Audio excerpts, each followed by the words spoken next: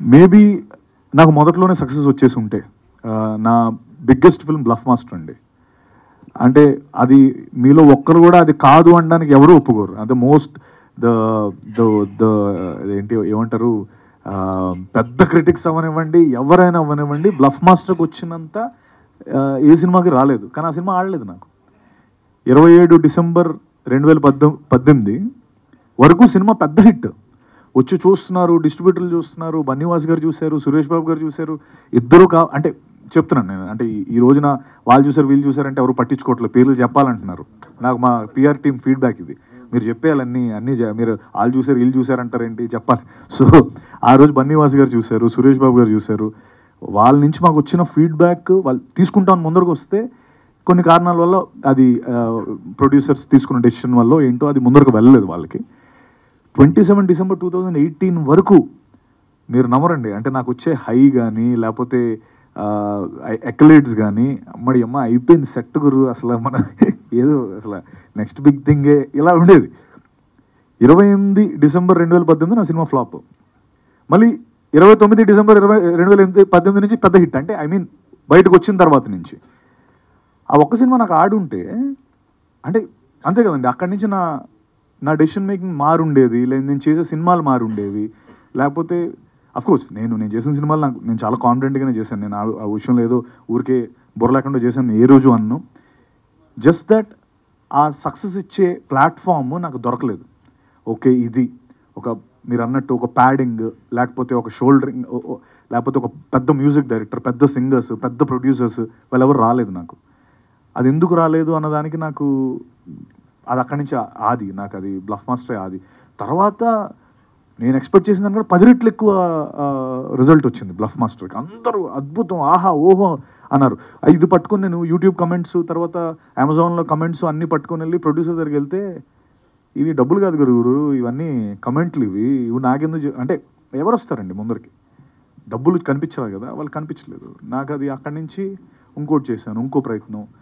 దాని తర్వాత next big thing Uma Maheswara Ugra Roopasya అనుకున్నాను. ఎందుకంటే ఆర్కా మీడియా, వెంకటేష్ మహా కేర్ ఆఫ్ కంచరపాలెం చేసిన దర్శకుడు, ఆర్కా మీడియా, బాహుబలి తర్వాత నెక్స్ట్ సినిమా నాదే అన్నారు.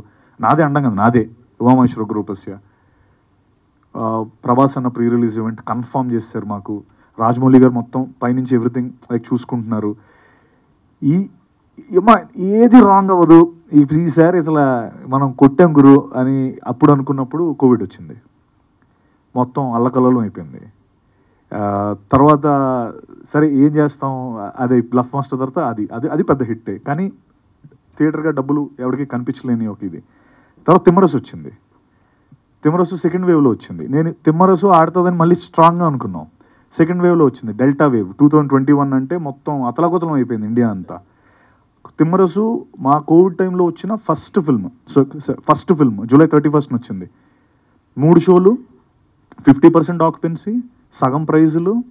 ఇంత దీని మీద ఆ రోజు వచ్చిన డబ్బు అంట మామూలు జనరల్ టైమ్స్లో వచ్చి ఉంటే దాని ఇది 3 times ఉండేదంట. అప్పుడు చాలా ఎక్కువ డబ్బు చేసింది. కానీ ఆ డబ్బు మామూలుగా పేపర్ మీద చూస్తే ఇంతేనా అని ఉంటుంది, బట్ దాన్ని ఇంటూ 3 ఎవరు చేయరు కదా. ఇంటూ 3 కోవిడ్లో రావడం మీ తప్పు, ఆగి రావాల్సింది, మేము ఆగలేకపోయాం, అక్కడ అది మిస్ అయింది. తర్వాత కృష్ణమ్మ మిస్ అయింది. కృష్ణమ్మ పెద్ద పెద్ద నేమ్స్ ఉన్నాయి. సో ఇలా ప్రణాళిక జరుగుతూనే ఉందండి, అంటే ఎక్కడ కూడా ప్రయత్న లోపం లేదు. నేను ఖచ్చితంగా ఆ ప్రణాళిక లేకపోతే ఆ ప్రయత్న లోపం ఏ రోజు లేదు. జస్ట్ దట్ మేబీ నా టైం లైన్ ఇది ఈ 22nd వరకు రాసి పెట్టుందని నేను నమ్ముతున్నాను. సో బ్యాక్గ్రౌండ్ లేకుండా అంటే ఏం లేదండి, నేను ఇక్కడ కూర్చొని మీతో మాట్లాడుతున్నానంటే ఎవడైనా మాట్లాడగలడు. ఎందుకంటే నా ఉద్దేశంలో నేను అంత అంటే నేనేమో ఏంటి 101 జిల్లాల అందగాడిని కాదు. ఒక బాడీ అంటే ఎగ్జాంపుల్ చెప్తున్నాను, ఒక ఏదో 6 pack బాడీ లేకపోతే ఇవేమీ లేదు. అంటే ఓన్లీ థింగ్ నేను నమ్మింది ఏంటంటే నాకు సినిమా అంటే చాలా ఇష్టం, చేసే పని పైన 100% చేస్తానని ఒకే ఒక కాన్ఫిడెన్స్తో ముందరకు వచ్చాను. నేనే రాగలుగుతున్నానంటే ఎవరైనా రాగలుగుతారు. కానీ ఒక్కటే ఏంటంటే ఎవడు వద్దాం అనుకున్నా ఫస్ట్ బాత్రూంలో కూర్చొని ఆనెస్ట్గా బట్టలను నిప్పేసి బాత్రూంలో కూర్చొని ఒకసారి ఎవడూ లేనప్పుడు ఒకసారి అనుకోవాలండి, ఇది నేను చేయగలనా అన్నది. ఆ కాన్ఫిడెన్స్ నీకు నువ్వు తప్ప ఎవ్వడు ఇవ్వలేడు సార్. ఇది ఎవరు నా పక్కన కూర్చొని నువ్వు చేస్తావు గురు, నువ్వు మామూలు డాన్సర్ కాదు, నువ్వు మామూలు యాక్టర్ కాదు అంటే అవన్నీ వర్కౌట్ అవ్వవు. నీ లోపల కాన్ఫిడెన్స్ లేకపోతే, నేను ఇప్పుడు మీ అందరి ముందు నేను మంచిగా ఓకేనండి అని అంటాను, కానీ లోపల నాకు కొండంత కాన్ఫిడెన్స్, విశ్వాసం నాకు ఉంటుంది నా పైన. అది ఉన్న రోజు I think no one can beat you.